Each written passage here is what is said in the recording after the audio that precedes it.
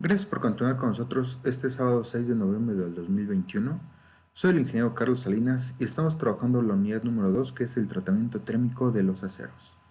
En los videos anteriores ya vimos lo que es el recocido y la normalización, así que en este tercer video o cuarto video ya del día de hoy vamos a hablar del proceso de temple o templado, que es de los más comunes o conocidos dentro de la industria o incluso en los talleres artesanales, ¿no?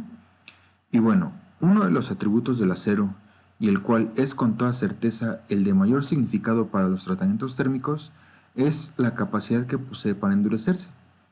Este atributo va a tener un doble significado, porque va a ser importante no únicamente con relación a la obtención de un alto nivel de dureza o resistencia por tratamiento térmico, sino también con la relación a la obtención de un alto grado de tenacidad por medio del tratamiento térmico, logrado a partir de una microestructura deseable, generalmente martensita revenida o vainita inferior. Todo esto recordemos que lo obtenemos de lo que es el diagrama de hierro-carbono de los aceros para poder ubicar a qué temperatura se obtienen estos acabados. Y bueno, el templado va a involucrar un calentamiento hasta la región de estabilidad de la austenita, que se le conoce como temperatura de austenitización, y ahí se va a mantener el material durante un cierto tiempo a esa temperatura, y después va a ocurrir un enfriamiento continuo desde esa temperatura hasta por debajo de la temperatura de inicio de la formación de martensita, a una velocidad de enfriamiento tan grande que la transformación a perlita o vainita se va a inhibir y el producto de la transformación va a ser martensita directamente. El producto de este tratamiento es el de obtener para cada composición del acero su dureza máxima. Y bueno, la templabilidad se puede definir como la capacidad que tiene un acero de endurecerse a profundidad por medio del templado. Cuando un acero se templa, la velocidad de enfriamiento va a ser máxima en la superficie y va a disminuir hacia el centro. Entonces, esta última parte hay que tenerla muy presente durante el proceso de templado y vamos a ver dicho proceso cómo se lleva a cabo. Y bueno, como mencionamos al principio, estos van a tener tres etapas, la que es el calentamiento, el mantenimiento de la temperatura y el enfriamiento. Y esto va a ocurrir ya sea por arriba de la temperatura 1 o la temperatura 3. Y el enfriamiento va a llevarse a cabo a través de un medio que puede ser agua, aceite, sales o incluso al ambiente. Y aquí podemos ver entonces en el diagrama el calentamiento, el mantenimiento de esta temperatura y por último el enfriamiento abrupto, lo cual nos da un proceso de templado completo. Vamos a hablar de la primera etapa. Dice que en esta el tratamiento de temple ocurre cuando calentamos el material a una temperatura a la cual se va a formar austenita. En general, la temperatura de austenitización real deberá ser tal que todos los carburos se disuelvan y de esta manera se le saque ventaja al hecho de tener al carbono en solución sólida intersticial dentro de la austenita para poder tener el efecto de endurecimiento. La práctica común va a indicar que es mejor calentar las piezas junto con el horno y no introducirlas cuando el horno ya esté a temperatura de austenitización. Un tiempo de calentamiento de 1 hora por 25 milímetros, es decir, 1 hora por pulgada de sección, es lo que se emplea comúnmente en la industria, siendo esto más una regla de seguridad. La velocidad del calentamiento se determinará con base a los siguientes factores. La primera de ellas es la masa del material a calentarse. El segundo, la velocidad a la que el material puede absorber el calor. Tercero, la temperatura a la que se desea calentar la muestra. Y cuarto, la temperatura y la transferencia de calor características del medio de calentamiento. Y aquí dice nuestra nota que es importante tener presente que para todo tratamiento térmico, la seguridad en la práctica se basa en un calentamiento relativamente lento y uniforme hasta la temperatura de austenitización.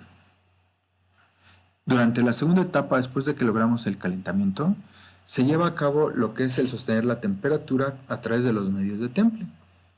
Y dice que la efectividad de este proceso va a depender de las características del medio que rodean, así como de la habilidad del acero para endurecerse.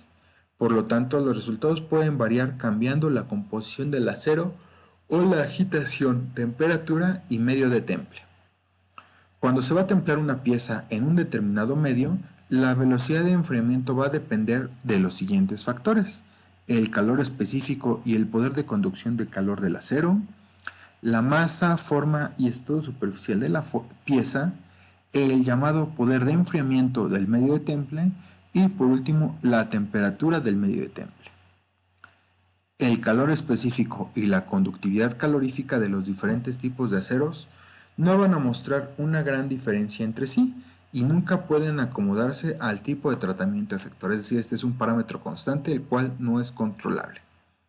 La masa, la forma y el acabado superficial de la pieza en general se van a determinar por características de diseño y no del futuro tratamiento térmico. Por lo tanto, cualquier pieza debería poder ser sometida a este proceso y no podemos controlar este variable.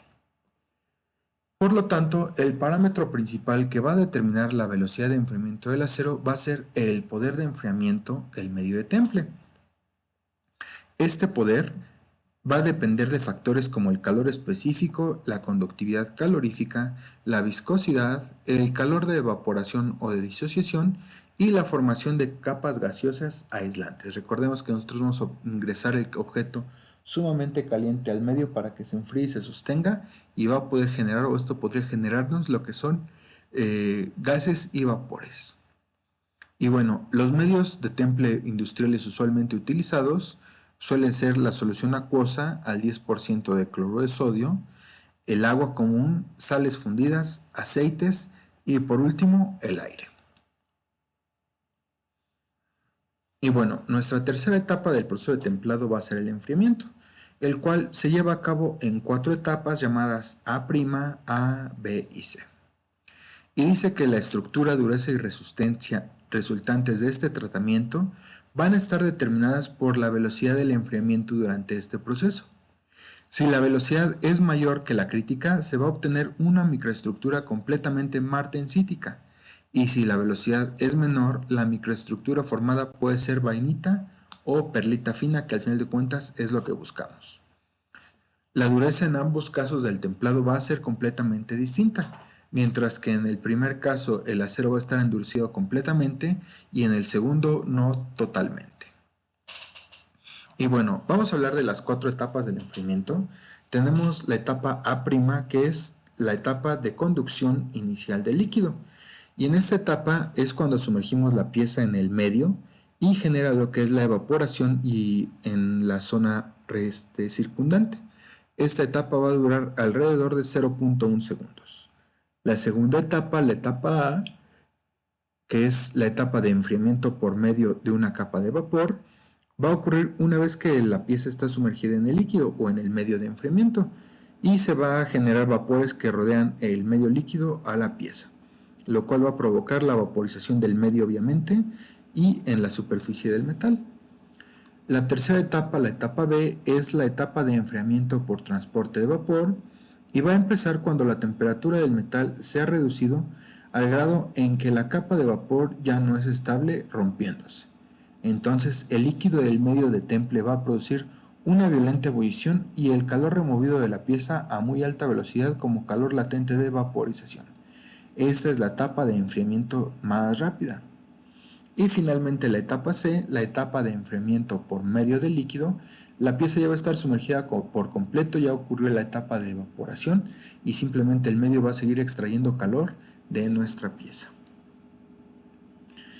Y bueno, jóvenes, para concluir, van a investigar las temperaturas para los medios de temple de los que mencionamos anteriormente, que es, vamos a regresar, la solución acuosa al 10% de cloruro de sodio, el agua, las sales fundidas, los aceites y el aire. Van a investigar entonces a qué temperaturas deben estar estos medios para que ocurra el templado. Y por último, los criterios para elegir los medios de temple, qué ventajas y desventajas va a tener escoger cada uno de estos. Y bueno, chicos, dejamos hasta aquí este video, esperando que este proceso de templado sea de su agrado. Cualquier duda estoy a su disposición. Saludos.